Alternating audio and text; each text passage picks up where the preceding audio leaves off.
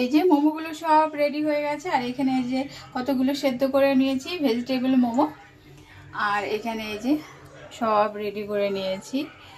তো একটা একটা করে এর উপরে এবার বসিয়ে দিই। এই যে সমস্ত প্লেটগুলো এক এক করে এর উপরে বসিয়ে দিয়ে, এটা হচ্ছে ইডলি মেকার, আর এটার মধ্যে কিন্তু আমি এই যে মোমো বানাই, আর খুব সুন্দর হয়। এই যে দেখো একটা মোমো কিন্তু ভাঙেনি, সব গরম আছে, একদম সুন্দর হয়ে আছে। তো এইগুলোও কিন্তু এবার সেদ্ধ করে নিই। এই যে এখানে বসিয়ে দিলাম, আর এটাকে যে ঢাকনাটা দিয়ে দিলাম। এবার এই যে চাটনিটা এটা মিক্সার গ্রাইন্ডারে মিক্স করে নেব, গ্রাইন্ড করে নেব।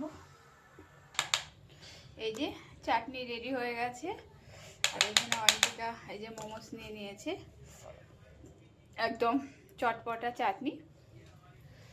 এখন অয়ন্তিকা খেয়ে বলবে কেমন হয়েছে।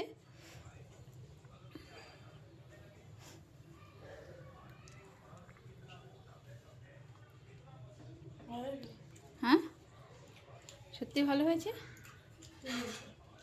তাই?